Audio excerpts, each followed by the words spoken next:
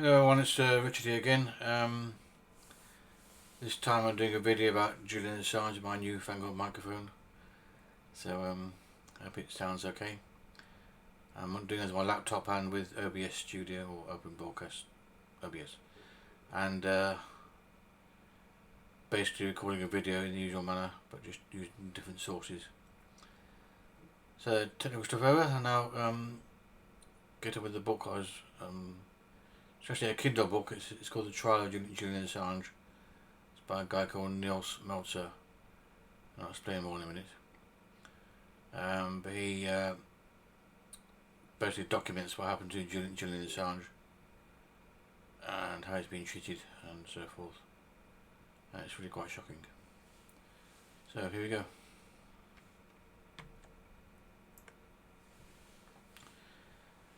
So this is the cover page. It's The Trial of Julian Assange by Nils Melzer, UN Special Rapporteur on Torture. And it's by Verso, published by Verso.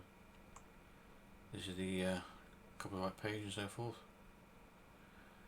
I'm not sure about the infringing copyright. I don't make any money out of it, but as far as I'm concerned, I'm publishing the book. This is based on months ago I highlighted the some of the passages from this Kindle edition, took screenshots and then posted those on Twitter. So this is still the Kindle version. We've still got the highlights in it. So we're talking about those mostly, but also the surrounding text as well.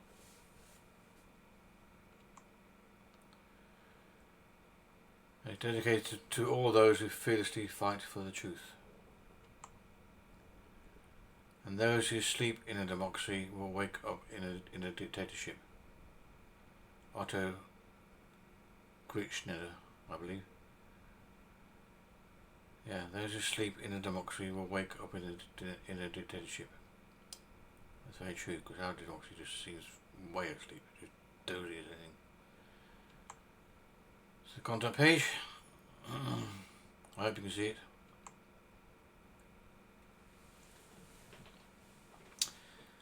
So the introduction. For a special rapporteur of the United Nations, writing a book is not really part of the job description, especially not a book on an individual case. An explanation is therefore in order. This book is intended to be an urgent appeal, an admonition to the international community of states that the system they have established for the protection of human rights is failing in a very fundamental way. A wake-up call to the general public, because a systemic failure of such magnitude ought to raise alarm bells with any ordinary citizen of a democratic state. A call, therefore, should also be understood as a personal challenge to each and every one of us to open our eyes, to face the truth, and to take personal and political responsibility. As the Special Rapporteur on Torture, I am mandated by the United Nations Human Rights Council to monitor compliance with the prohibition of torture and ill treatment worldwide, to examine allegations of violations, and to transmit queries and recommendations to the states concerned with a view to clarifying individual cases. I was entrusted with this important mandate because I've been dealing with violations of human rights and humanitarian law for more than 20 years, whether as a senior security policy advisor to my government, as a professor of international law and an expert author, or as a Red Cross delegate and legal advisor in the context of war and crisis. I have visited thousands of prisoners, refugees and their loved ones on four continents, many of them victims of torture and violence. I have negotiated not only in palaces, ministries and command centres, but also as soldiers and rebels in the no man's land between front lines. Hence, when I investigate allegations of torture and ill treatment, I know what I am talking about. I am not easily manipulated, and don't tend to exaggerate, nor do I seek the limelight. My word is one of diplomatic dialogue and mutual respect, but always also of truth and integrity, because diplomacy must never be allowed to become an end in itself, but must always remain a means to a higher end. In my case, this higher end is to achieve compliance with the universal prohibition of torture and ill treatment, as well as the investigation, punishment and redress of violations.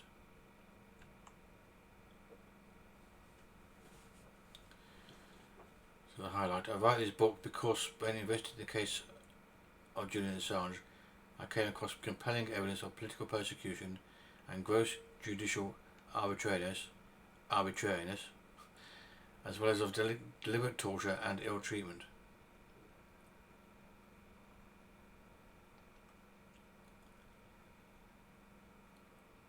But the responsible states refused to cooperate with me in clearing up these allegations and to initiate the investigating measures required by international law. I visited Julian Assange in prison with a team of medical doctors and spoke to the authorities in charge, as well as to lawyers, witnesses and experts. I repeatedly expressed my concern to all four states involved, the United Kingdom, Sweden, Ecuador and the United States, through the official channels available to me. I requested clarifications and recommended specific measures. None of the four governments were willing to engage in a constructive dialogue. Instead, I was confronted with diplomatic platitudes or sweeping rhetorical attacks. When I insisted, the dialogue was terminated by the governments. At the same time, because persecution and mistreatment of Julian Assange intensified, violations of due process rights became increasingly blatant, and my public appeals calling on the authorities to respect human rights were ignored. Even from within the UN system, I hardly received any support, with the notable exception of a few courageous and determined individuals. I expressed my concern about the restrictive stance of the involved states, both at the Human Rights Council in Geneva and at the General Assembly in New York, without any substantial reaction. I repeatedly asked the High Commissioner for Human Rights for a personal meeting about the matter, but was fobbed off. I was called in other states to exert their influence, but virtually always faced an awkward wall of silence. The institutions and processes I had always believed in were failing before my eyes. You may wonder why I should speak out so forcefully in this particular case. After all, Julian Assange is hardly the only victim of torture who has not received justice, nor is his abuse the most severe form of torture I have encountered in my work. All this is correct. The reason for my strong engagement in this case is that its importance extends far beyond Julian Assange as an individual, and indeed far beyond the states directly involved. It reveals a generalised system of failure. It reveals a generalised systemic failure gravely undermining the integrity of our democratic institutions, our fundamental rights, and the rule of law more generally. It is a systemic failure that I routinely encounter in my daily work, but that is usually played out behind the scenes, and therefore remains largely concealed from the broader public. The Assange case is a story of a man who is being persecuted and abused for exposing the dirty secrets of the powerful, including war crimes, torture, and corruption. It is a story of deliberate judicial arbitrariness in Western democracies that are otherwise keen to present themselves as exemplary in the area of human rights. It is a story of willful collusion by intelligence services behind the backs of national parliaments and the general public.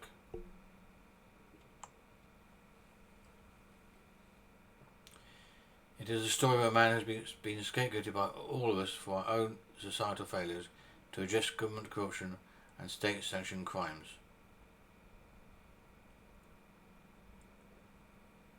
I think I'll continue to the highlights mostly.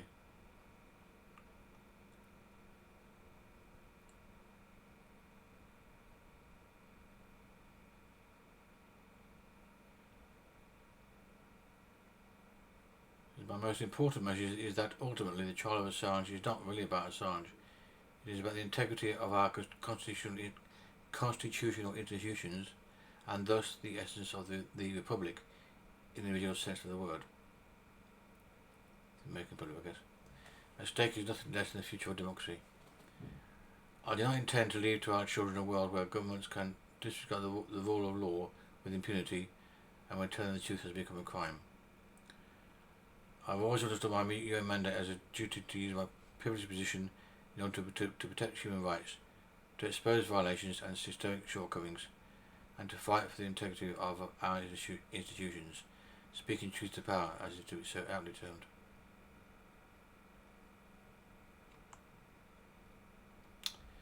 Part 1, a glimpse behind the curtain. This is basically his background to the story, how he became involved.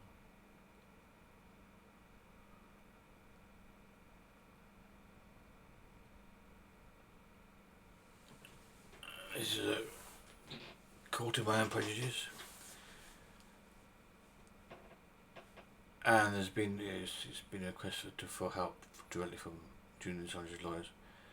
So now this request for help from Julian Assange's lawyers. At some point during the next few hours, I brought myself to skim the full text of the message.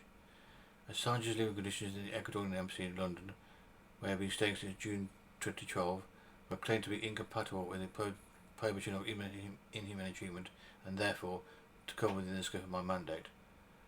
I read this, was not convinced, or simply did not take it seriously. The possibility that Assange might truly be ill-treated did not even occur to me. Sure, I can imagine that he is no longer happy staying at the embassy, and that he might be suffering a few health issues. 6 years can be an eternity for someone confined to the same building. At the same time, I was still affected by all those headlines in the mainstream media, which I had almost unconsciously absorbed over recent years. Assange, the cowardly rapist, refused to turn himself into the Swedish authorities. Assange, the hacker and spy evading justice in the Ecuadorian embassy.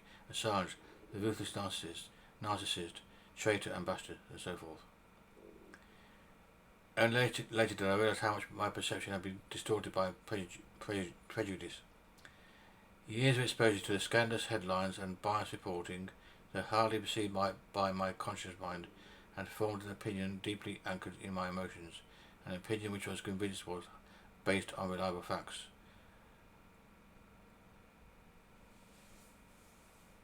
Thus, even after having read the email, I saw no reason to seriously consider the case of Julian Assange.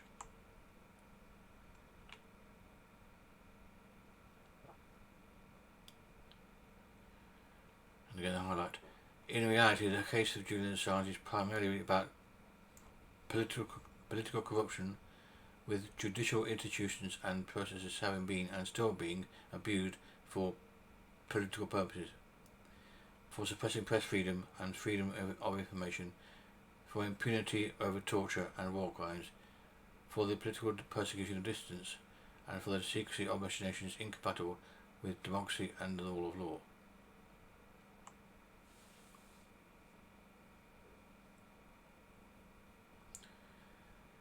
As you may know, Julian Assange was primarily instrumental, or certainly a key figure in WikiLeaks, which is a site where whistleblowers can send material in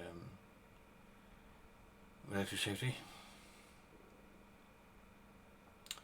So WikiLeaks' role in society is section 2. Collateral murder when the war becomes real. It was only in 2010 that I took proper notice of WikiLeaks, a disclosure platform that obtains classified information from whistleblowers and other sources and guarantees them anonymity, that is, protection from exposure and prosecution. WikiLeaks make a point of clarifying that due to an encrypted data transmission technology preventing their tracing, even the organisation itself is unable to identify its sources. Fully dedicated to the cypherpunk slogan, privacy for the weak, transparency for the powerful. Starting in 2006, a publicly accessible archive of previously sent secret documents was created, and its growing contents soon became to be feared by powerful governments, corporations and organisations. Early revelations exposed, for example, the corruption of the Kenyan government, toxic waste dumping by the Trafigura Corporation in Ivory Coast, the methods of Scientology, the US Army's guidelines for the treatment of Guantanamo detainees, and the dubious business practices of the Swiss bank Julius Baer. First hits, but nothing compared to the overwhelming power of wars to come.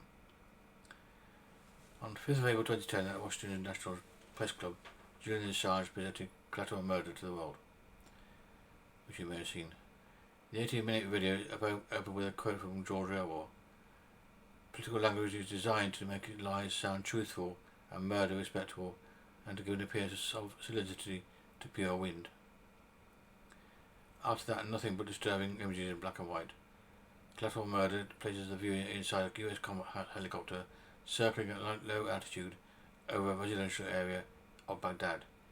It is 12th of July 2007, just another day in a deplorable war of occupation, the news coverage of which has been dominated almost exclusively by the Western military coalition. Now suddenly viewers are immersed on board the helicopter and see everything from the real-time perspective of the gunner. Radio messages go back and forth. And you can see that video a bit. The gunners open fire on civilians and innocent people not carrying any guns at all. There was a journalist from Reuters killed. Children killed. It's a well-known video. It's not the only abuse that WikiLeaks has documented by any means, but it's a well-known one.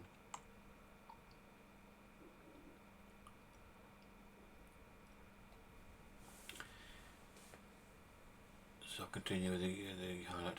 But collateral murder was just the beginning of a veritable flood of WikiLeaks revelations still to be published in 2010. In accomplishing the task, Assange cooperated with prestigious daily and weekly newspapers, most notably the New York Times, The Guardian, Der Spiegel, Le Monde, and El País. El País, not sure.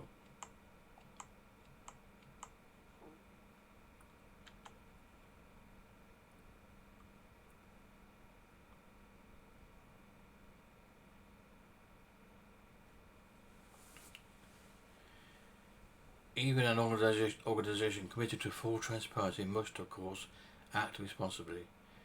It must be emphasised, however, that the US government has never offered any evidence for its claim that people have been endangered by the WikiLeaks disclosures.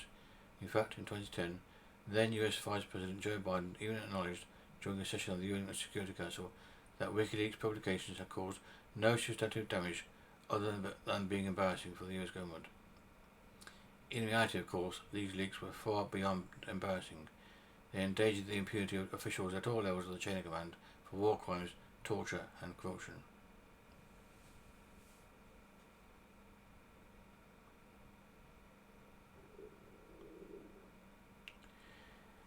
Democratically elected governments, unwilling to be held accountable for crimes and misconduct, fear nothing more than the unrestrained transparency promoted by WikiLeaks.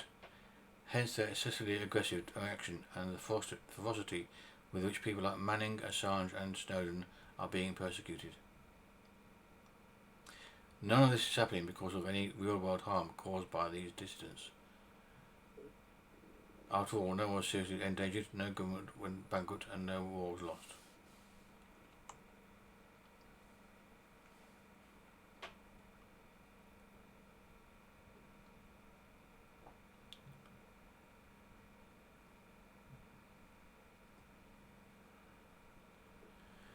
This is why the methodology of WikiLeaks is persecuted and punished in the person of Assange.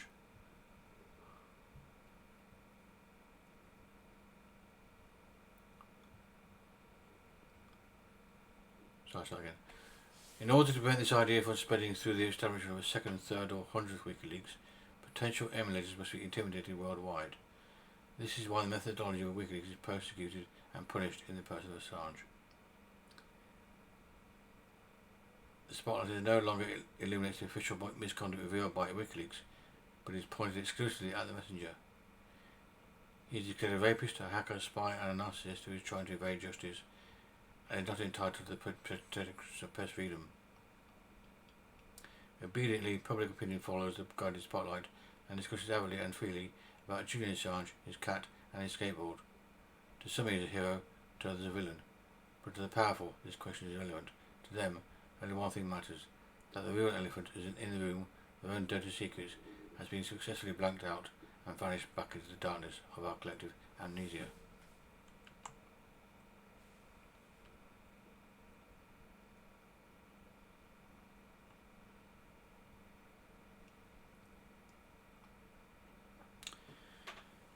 So, Chapter 3, initial contradictions come to light.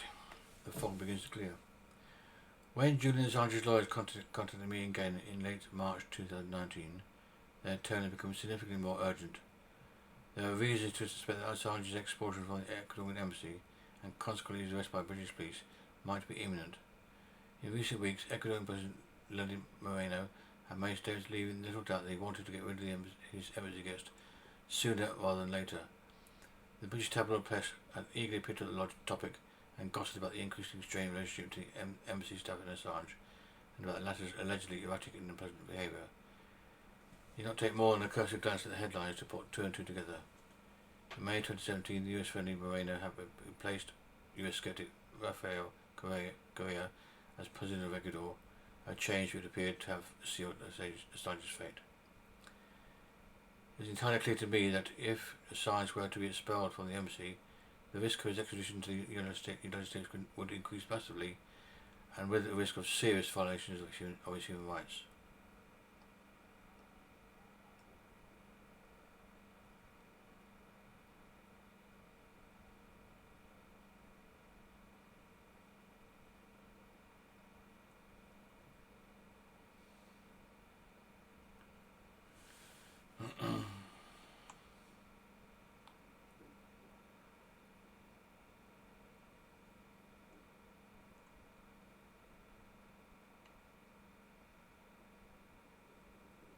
So go back a bit.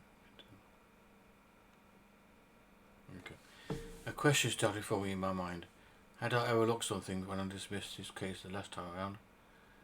I decided to look into the matter a bit more closely and began to open the attached documents that had been forwarded to me. Among them I found a summary of events since the WikiLeaks publication in 2010.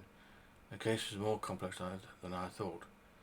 Already the case history of the Swedish rape investigation, which had been discontinued without any results in 2017, raised many questions. Next, I read a medical report written by Dr. Sandra Cosby just a month earlier, after visiting Assange at the Ecuadorian embassy in February 2019. Cosby was not just anyone. A medical doctor and professor of medicine at Boston University, she was specialised in examination of refugees and victims of torture, and had been one of the first physicians to independently examine detainees in Guantanamo. She had an excellent reputation and her voice carried weight. Most importantly to me, she was not associated with the Assange activist camp, and was therefore unlikely to take a one-sided position. Cosby's report, which has since been leaked on the internet, described a corner man whose strength was dwindling after 7 years of confinement. Inadequate for long-term accommodation to begin with, the embassy had now become an increasingly hostile and intimidating environment for Assange, with serious effects on his mental and physical health. According to Cosby, Assange was suffering increasingly severe chronic stress caused by an accumulation of factors including cramped quarters, lack of sunlight and exercise, sensory deprivation, social isolation, and punitive suspension of access to visitors, phone calls and the internet. In conjunction with the definite and uncertain nature of his confinement and lack of adequate medical care, these factors contribute to serious physical and psychological risks, including suicide.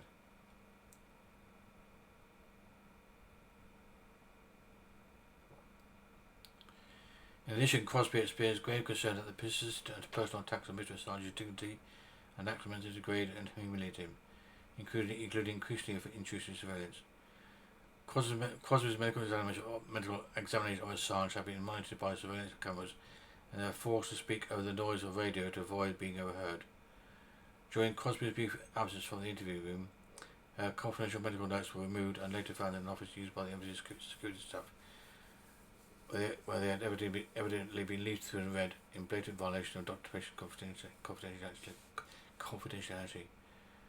Crosby's conclusion was unequivocal. It is my professional opinion that the synergetic and cumulative effect of the pain and suffering inflicted on Mr. Assange, both physical and psychological, is in violation of the 1984 Convention Against Torture, Article 1 and Article 16. I believe these psychological, physical and social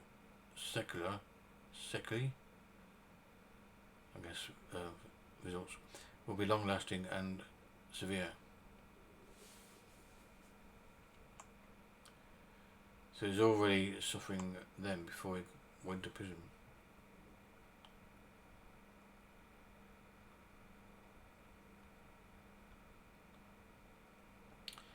Another document I consulted was an interview with James Goodale, former General Counsel of the New York Times. What would be the impact of the US prosecution of Assange and press freedom as guaranteed under the First Amendment of the US Constitution? Goodale knew what he was talking about. Already in 1971, when the New York Times published the so-called Pentagon Papers about the Vietnam War, He has forcefully and successfully fought against the attempted criminalisation of journalism under the US Espionage Act. Goodyear made clear that whatever Assange may have published via WikiLeaks and whoever may have provided him with the material, he was the publisher, not the source. Moreover, Assange did not stolen the published material, but obtained it freely from a whistleblower. His actions were therefore protected under the First Amendment of the Constitution. If Assange were to be prosecuted nevertheless, it would set a terrible precedent for the investigating journalism. That's the whole point, really. It would mean that from then on, any publication based on leaked material would become a crime. The resulting danger of press freedom could not be overstated.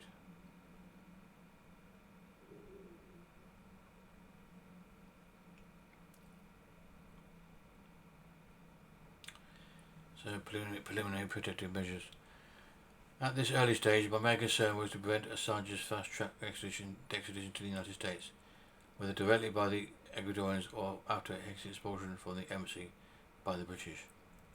The CIA's extraordinary renditions, which involved kidnappings without any legal process, followed by torture and arbitrary detention in secret black sites around the globe, had set a disturbing precedent. Although the US indictment against Assange had not been unsealed, his existence had been an open secret for a long time. While one could only speculate on the precise charges, I was seriously concerned that in the United States, Assange will be exposed to an unfair, politically motivated trial and a draconian punishment. The deeper I looked into this case, the more apparent it became that much more was at stake here than Assange's personal fate. It was hard to deny that with the criminalisation of Assange's publications, a dangerous precedent would be set for investigative journalism as a whole.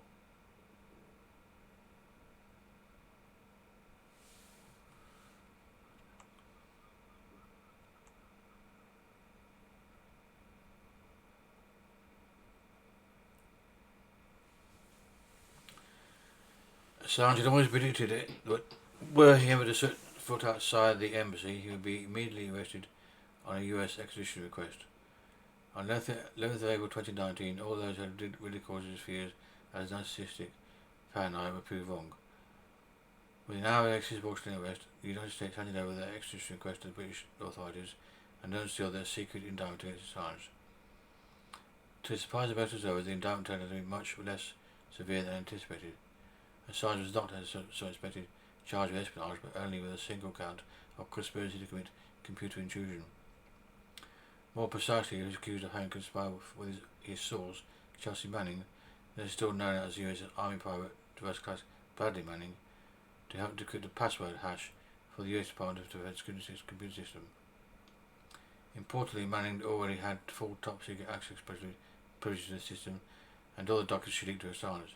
So, even according to the US government, the point of the alleged attempt to decode the password hash was not to gain unauthorized access to classified information, hacking, but to help Manning to cover her tracks inside the system by logging in with a different identity, source protection.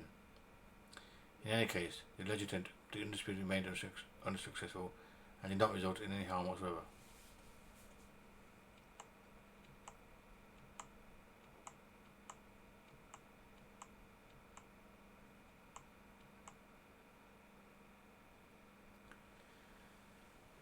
This is a chapter where my investigation begins, and Assange died in Belmarsh.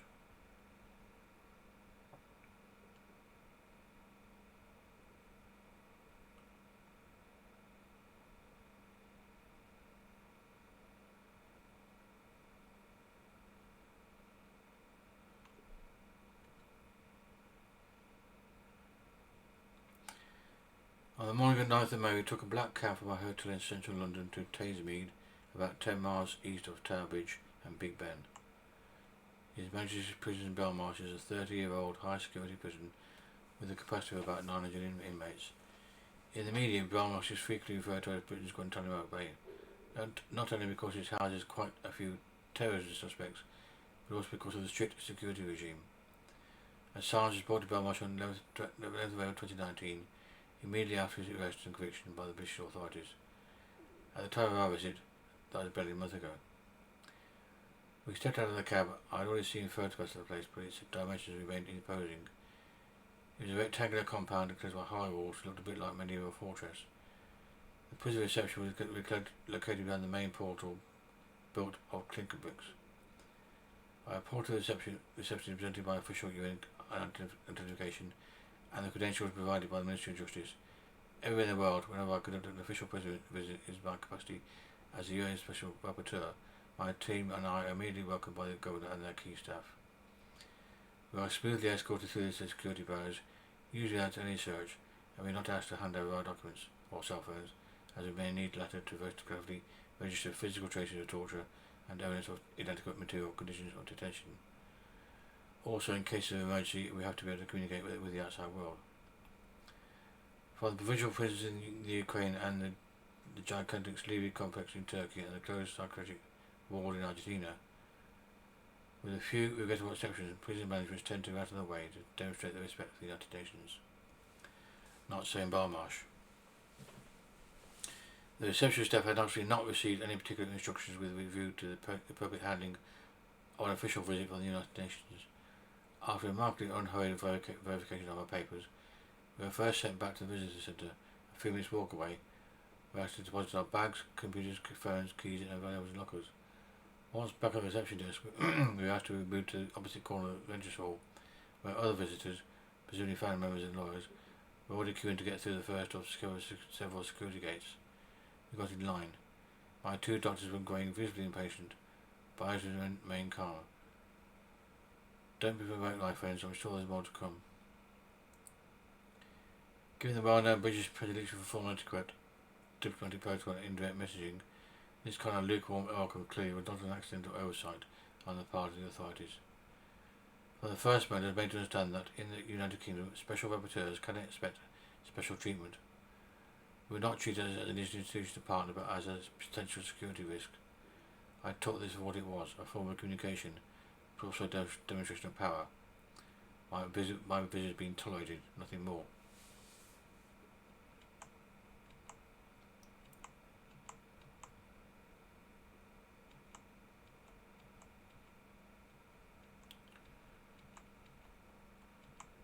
And I think there's a large gap here where I haven't highlighted anything, so I'm going to go somewhere else. I can find out where to go.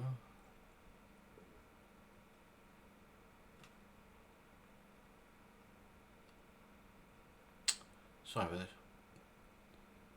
I thought you'd... That's it, yeah.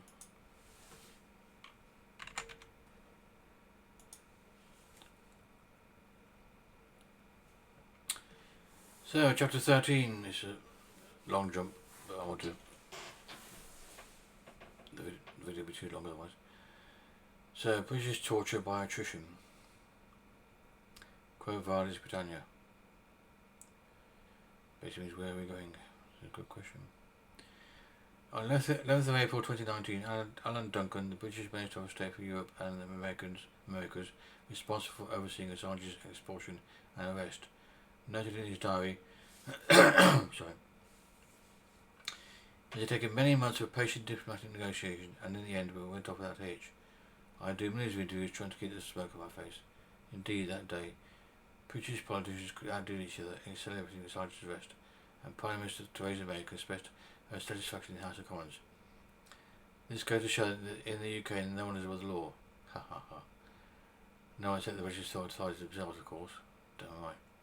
The blatant failure of all three branches of government to uphold the rule of law when dealing with the case of Julian Assange seriously calls into question the stability and reliability of Britain's democratic institutions. But the persecution of Assange is not an isolated incident. For at least 20 years now, consecutive British governments have followed an increasingly alarming path of exceptionalism, arbitrariness and impunity that has severely eroded the country's international credibility.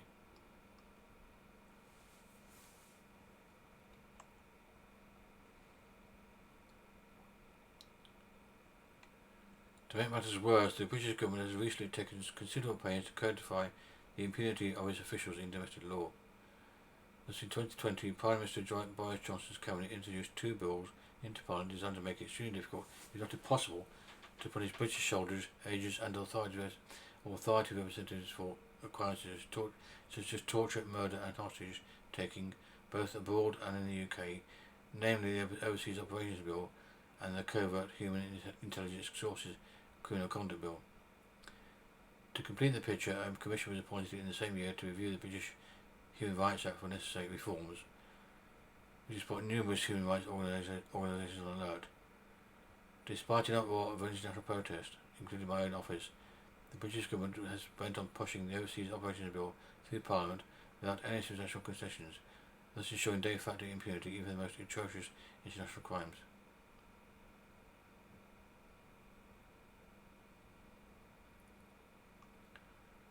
It was only during the very last session in the House of Lords that amendments were made after the former Defence Secretary and NATO Secretary General George Robertson has to oppose the bill, stressing the enormous reputational damage that would ensue for the United Kingdom. The government finally accepted torture, war crimes and crimes against humanity for its scope of application. As a professor of international law at a British university, I observed this trend with a growing concern. As the UN Special Rapporteur on torture, I am called to formally intervene with the British government ever more frequently on increasingly serious issues related to my mandate, a far cry from the traditional image of Britain as the reasonable and reliable country of the Magna Carta.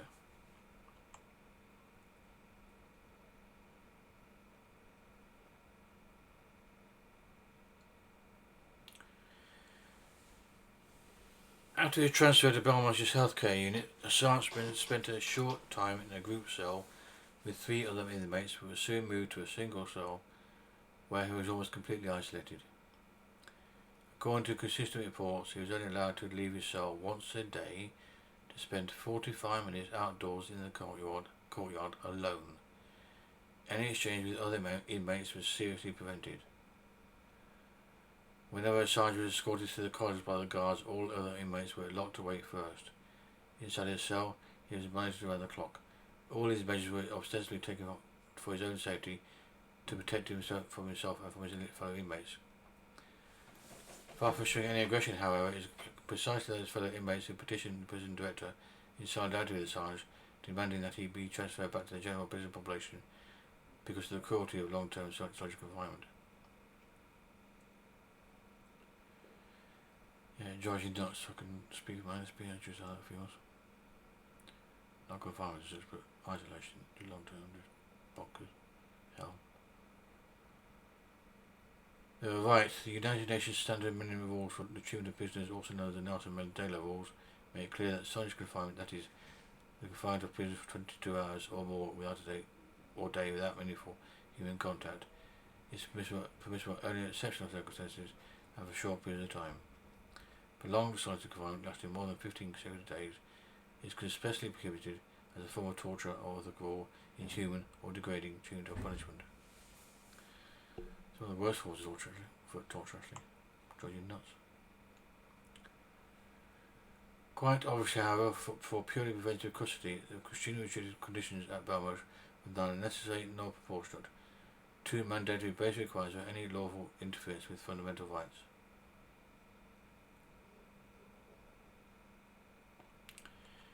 Undermining defendant rights. In addition to silencing, intimidating and breaking Assange, his isolation at Belmarsh had a second, probably equal intentional effect. Belmarsh being a high security prison, security measures are particularly strict. So, let's get that on.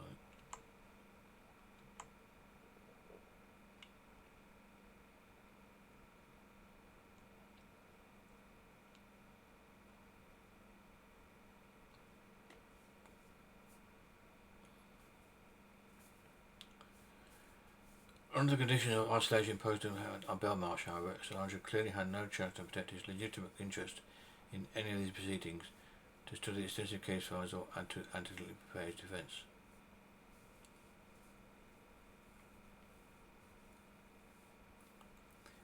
This is in particular with regard to his potential extradition to the United States, which would almost certainly result in lifelong solitary confinement under cruel, inhumane and degrading conditions.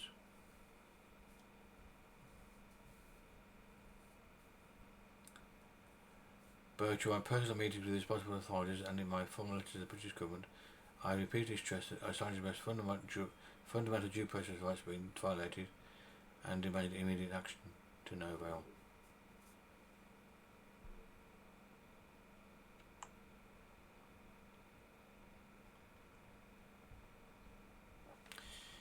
the case of Assange, several independent medical reports, as well as my official findings as the UN Special Rapporteur on Torture, were ignored, and even when he was barely able to state his own name in court, the trial continued without regard for his deteriorating health and unfitness to stand trial.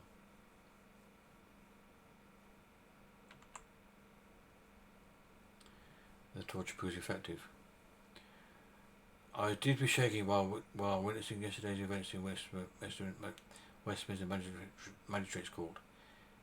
Everything was rarely through over the scarcely heard arguments and objections of Assange's legal team by a magistrate who was barely pretended to be listening.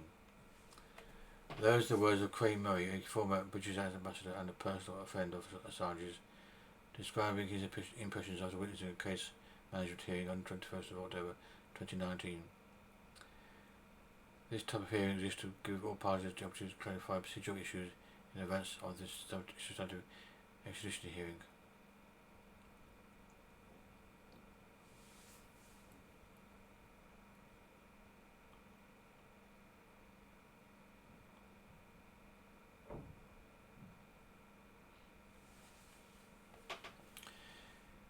At the end of the hearing, the judge finally turns to Assange, orders him to stand, and asks him whether he has understood the proceedings. He replies in the negative, saying he cannot think and appears disoriented. Then, Murray recounts, Assange is finding any reserve or strength, and he says, "I do not understand how this process is equitable. This superpower has 10 years to prepare for this case, and I can't access my writings. It is very difficult where I am to do anything. These people have unlimited resources." After that, the effort seems to become too much, his voice drops, and he becomes increasingly confused and incoherent. Judge Barretso is moved by Assange's evidently precarious state of health, as she is by his express objections regarding the fairness of proceedings. If you cannot understand what had happened during the hearing, his lawyers can explain to him, she says, dismisses the parties and closes the hearing. Oh dear me. Assange's life is in danger. In August 2019, the signs that Assange's health had deteriorated further became more pronounced. It was not easy to obtain an objective assessment, but the alarming information I received from several reliable sources confirmed the prediction we had made after my visit in the event that no measures were taken to relieve the pressure on Assange. As Murray had vividly described, the damaging effects of such relentless exposure to isolation, surveillance and arbitrariness would now become clearly visible to the outside world, even to medical laypersons.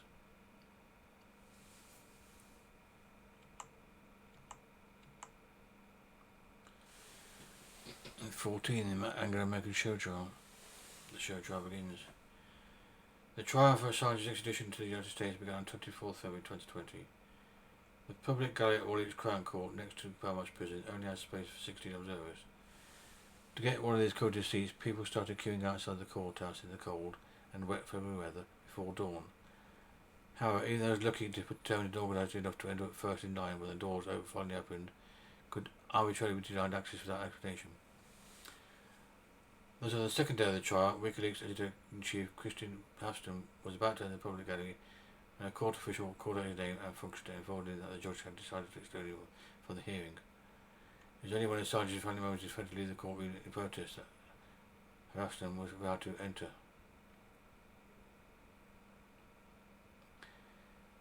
Representatives of the press had to observe the trial by video link from an adjoining room. The quality of the transmission was appalling.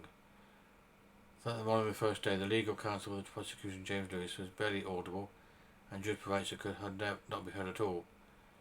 In the course of the trial, it became increasingly difficult to escape the impression that the eyes and ears of the public were not welcome in Barretso's courtroom.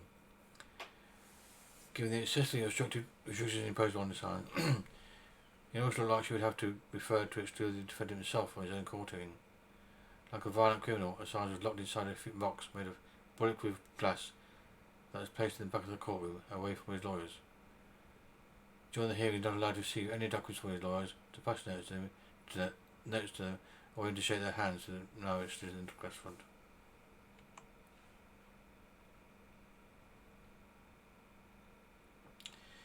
In order to appear in court, Assange was reportedly strip searched twice, handcuffed a total of 11 times and locked him in 5 different holding cells, all in a single day. Moreover, the prison management seized all his court documents, including confidential material from his lawyers, thus depriving him of his last means of defence. When Assange's defence counsel protested in court that these obstructive conditions severely jeopardised the due process, the arbitrariness could become so blatant that even the prosecution counsel, James Lewis, stood up to assert that he wanted Assange to have a fair trial, that he is not convinced a bail application will require Assange to sit with his legal counsel, and it is standard practice for the judge to intervene with the prison authorities to ensure due process.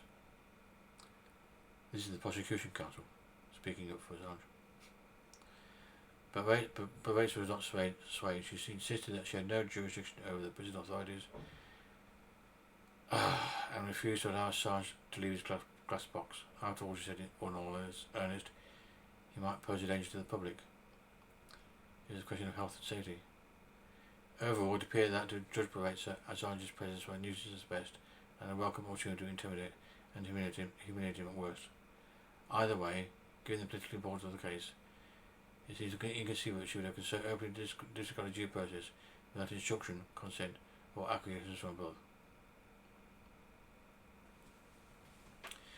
The unfolding travesty of justice later prompted the International Bar Association for Human Rights Institute to issue an unusually harsh press release. Ibari condemns the reported mistreatment of Julian Assange during his United States extradition trial in February 2020 and urges the government of the United Kingdom to take action to protect him. It is deeply shocking that as a matter of mature democracy in which the rule of law and the rights of individuals are preserved, the UK government is silent and has taken no action to terminate such gross and disproportionate conduct by Crown officials.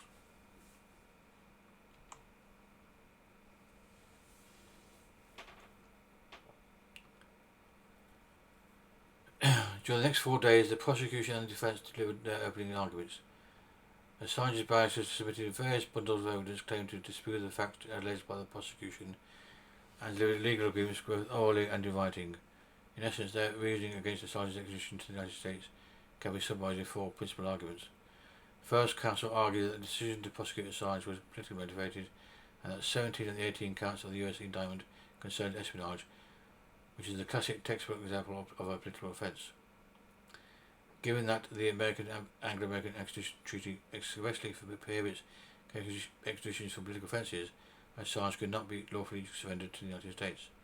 Second, during his asylum at the Ecuadorian embassy, Assange had been systematically surveilled, and notably his confidential conversations with his lawyers were recorded by agents cooperating with US intelligence services. This constituted such a serious abuse of process that it rendered the entire extradition proceeding irreparably arbitrary. Third, no person could be lawfully extradited to a state when such extradition would have to be regarded as passive. If extradited to the United States, there was a real risk that Assange would be exposed to a flagrant denial of justice, both at trial and at the sentencing stage, that he could receive a grossly excessive sentence of up to 175 years in prison, and they were subject to cruel, inhuman and degrading detention conditions, all of which set an insurmountable bar against his extradition. Fourth, based on the requirement of dual criminality, Assange's extradition to the United States can be permissible only if the offence for which the extradition is sought is punishable in both the US and the UK. This raised the question of whether the activity Assange is accused of, namely otherwise obtaining, receiving and disclosure of national defence information, can constitute a criminal offence at all, particularly in view of the public interest in having that information disclosed, and of the prosecution of the freedom of expression under both international and domestic law.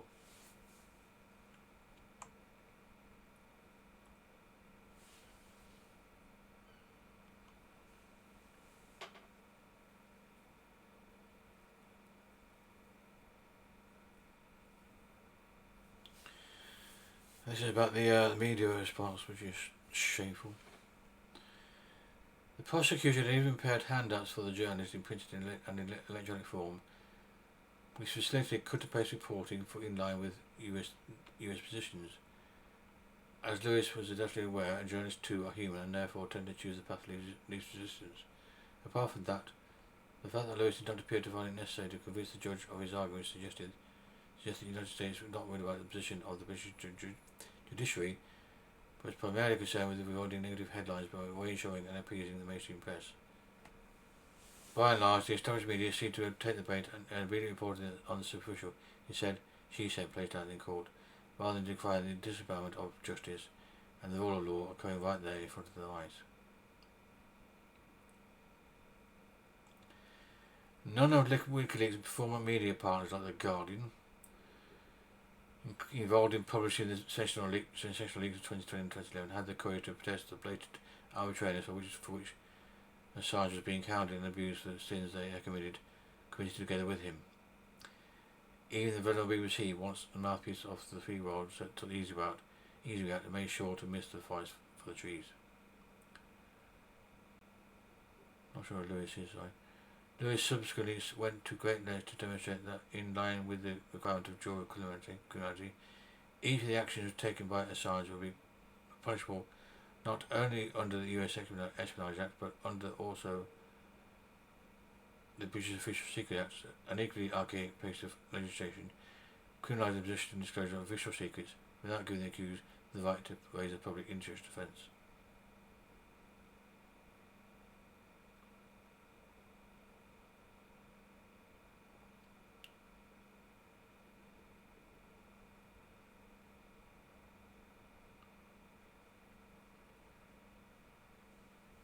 Leaving aside the plainly absurd issue of government overthrow, any interview with Julian Assange would have provided ample evidence for his political motivation as an activist promoting policy change towards achieving peace, truth and transparency.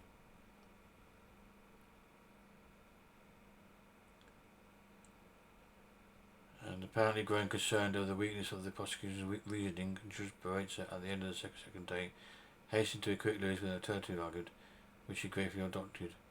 According to the judge, while the Anglo-American Extradition Treaty ratified in 2007 indeed prohibited execution for political offences, the British Extradition Act 2003, based on which the Anglo-American Treaty is concluded, did not, in a fit of judicial acrobatics, reminiscent of the British Supreme Court's decisions on the Swedish extradition question in 2012, albeit inverted its cautious logic.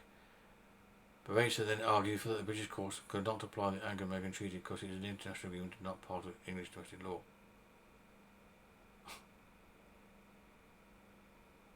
Okay. Then the pandemic.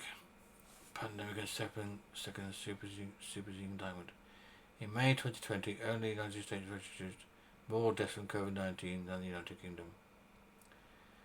After many years of government to enforce austerity, the resulting depletion of the British public healthcare system comes back to bite.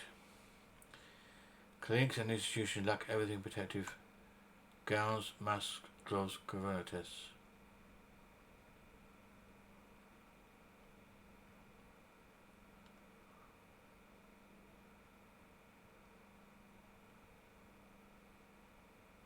On 26 June 2020, International Torture Victims Day, the Doctors for Assange Group launched their second public appeal in the medical journal, The Lancet. Mr. Assange is at grave risk for contracting COVID-19, as he is non-violent, being held on remand and arbitrarily detained according to the UN Working Group on Arbitrary Detention. He meets internationally recommended criteria for prison release during COVID-19.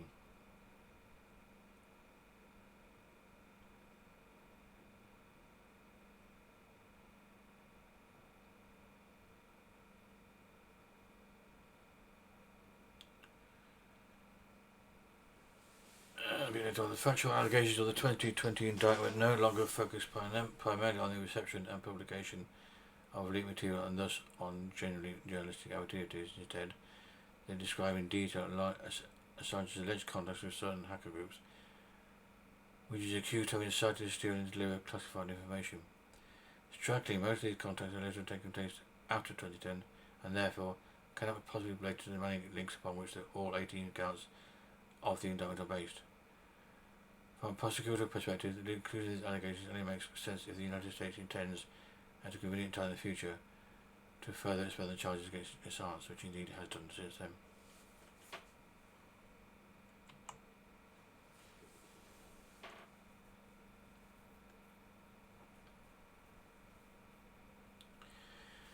One year later, in an interview given to the Icelandic newspaper Standing in June 2021, a key source for these new allegations will retract their veracity. Named teenager in the 2020 indictment, the witness is a diagnosed sociopath with criminal convictions for numerous instances of fraud, forgery, theft, and sexual abuse of minors. He admits to have fabricated false allegations of Assange for the 2020 indictment in return for a generalised non-prosecution agreement for himself with the FBI and the US Department of Justice.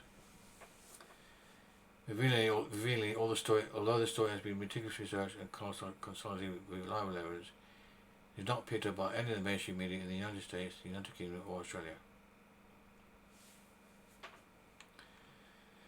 So his key witness, as it was working with the FBI to frame Assange, basically. The show trial continues. The social distancing rules of the COVID-19 pandemic now serve as a welcome excuse to admit only 5 persons into the public gallery. Once admitted, however, social distancing rules no longer apply. All 5 observers are seated perilously close together in one row of seats, whereas 2 additional rows of seats remain empty. On the very first day of the hearing, she unceremoniously revokes the video link access granted to some 40 officially registered trial observers from the European Parliament and human rights organisations such as Amnesty International and Reporters Without Borders. According to the Barracer, in this case, such remote access is not in the interest of justice. Both the European parliamentarians and Amnesty International repeatedly intervened with the judge in the following days, reminding her that independent trial observation is an essential prerequisite for the rule of law. However, Barracer declines to reconsider the fact that in terms of procedural transparency, the British judiciary now officially falls behind Guantanamo, Bahrain and Turkey, where Amnesty International has been admitted to observe trials, does not seem to bother to the judge at all. During the hearing, several dozen defence witnesses are set to testify both in court and remotely. Unsurprisingly, the video and audio connections of those testifying remotely is disastrous. The video image fails repeatedly, audio files are not played back properly, and the timeline increasingly veers out of control. Despite strong objections from the defence team, Barracer decides that the witness statements are to have already been submitted to the court in writing, are not to be repeated in the oral hearing. This requires journalists and other observers wishing to understand and public report on the relevant evidence to separately research the written submissions beforehand. For most of them, predictably, this is a bit too far. Having thus reduced the risk of effective public scrutiny to almost zero, Judge Barracer now starts moving the goalposts regarding the evidence itself. First, she rules that defence witnesses may be cross-examined by the prosecution at length, while prosecution witnesses who are employed by the US government may not be cross-examined by the defence attorneys at all. I can't believe some of this stuff. I can't believe I'm reading it. Next, Barracer decides to prevent any personal participation of Assange in the hearing, presumably because his voice and statements might have reminded the few souls left in the courtroom of his humanity and desperation. So the judge once again keeps him locked away behind bulletproof glass far from his lawyers. She also reiterates her gag order for Assange, insisting that he may not speak in person, but may only participate in the proceedings through his lawyers. When on one occasion Assange cannot help but exclaim nonsense in response to a statement made by the prosecutor, Barracer immediately threatens to have him removed from the courtroom if he dared to open his mouth again.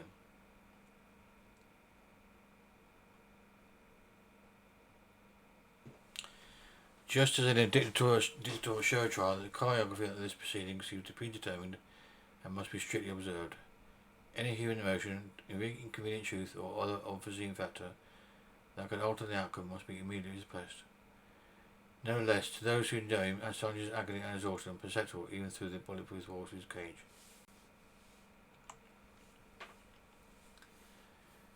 As a professor of law at a British university, I've been profoundly shocked in a politically prominent case like this to see the British judiciary dehumanise the defendant, refuse to admit evidence of central importance to the defence, disregard fundamental principles of due process, and almost completely exclude the public from the courtroom.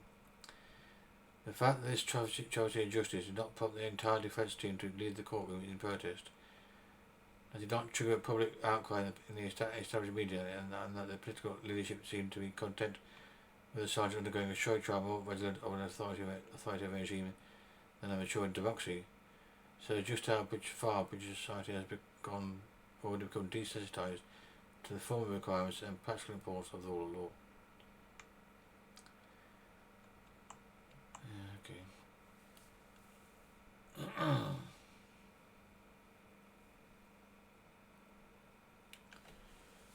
This is more details.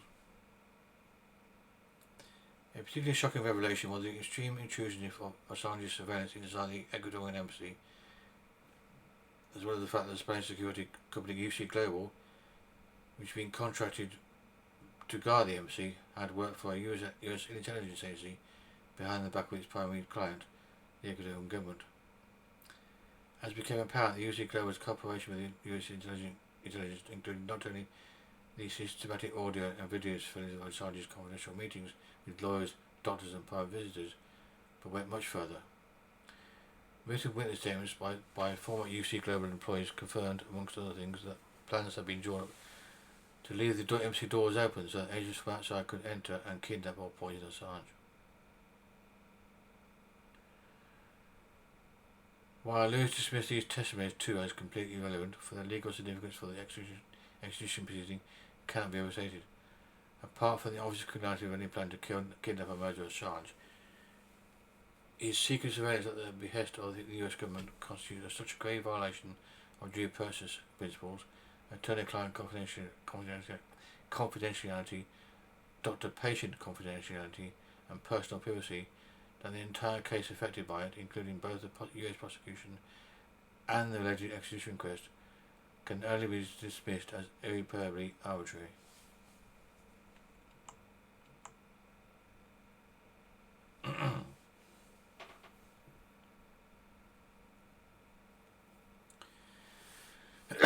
Numerous witnesses also refuted allegations that Assange had knowingly endangered human lives by publishing the unredacted names of local informers and collaborators of the United States, thereby exposing them to acts of revenge. Although to this day the US government has not succeeded in producing any reliable evidence to that effect, the book lies at risk narrative is one of the oldest, most die-hard myths surrounding the WikiLeaks publications. Already at the trial of Julian Assange in 2013, the US Department of Defense explicitly acknowledged that there is no concrete example of any individual having suffered harm or being exposed to serious threat as a consequence of the WikiLeaks publications.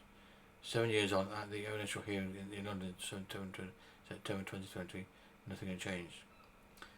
On the other hand, numerous journalists and other witnesses explicitly confirmed that Assange had handled sensitive data responsibly. For example, John Sloboda of the Iraq Body Count Project and former Der Spiegel journalist John Gertz had both been involved in the publication of the Iraq war logs in 2010.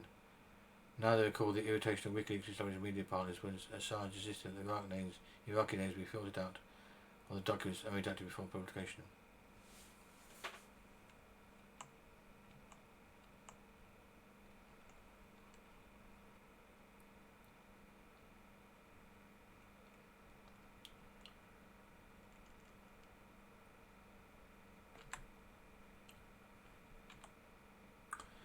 My last appeals. In the weeks that followed until the end of November 2020, the prosecution and defence submitted their written closing statements. Assange remained isolated in Belmarsh prison. The 7th of December 2020 marked the 10th anniversary of Assange's first arrest by British police. On that day I sent an urgent appeal to the British government, which was published the next morning. UN expert called for immediate release of Assange after 10 years of arbitrary detention. In the meantime, the COVID-19 pandemic had broken down to Belmarsh. For Assange, this posed an acute threat, as he suffered from a chronic respiratory disease, and his resistance had been weakened for years. Mr. Assange is not a criminal convict and poses no threat to anyone, so his prolonged psychological confinement is in a high security prison is neither necessary nor proportionate and clearly lacks any legal basis, I wrote.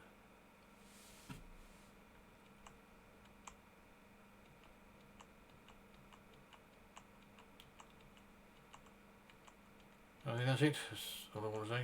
So, thank you.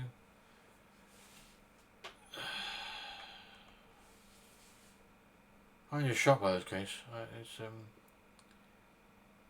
I don't actually like the guy myself. He's from a character point of view. I think he's not to my taste, but that's irrelevant really. It's the shocking way that the so-called justice system in this country and in the US goes to such lengths to persecute one guy simply because he embarrassed them. And the media is no better. They I don't know if they're scared of the CIA or something, I'm not sure, but the Guardian has not supported Assange, and it's really quite appalling. It's quite shocking. I think the more you look into the British system, the establishment, you're going to see just how corrupt and nasty and even evil it actually is. It is not like the responsible, decent, upright citizens that the British government likes to present itself as. You get more evidence just how sinister, how criminal this government actually is. So I'll leave it there with you. I hope you didn't find the video too long. And please subscribe and spread far and wide and like or whatever. Thank you for your time. And stay tuned. Thank you. Bye.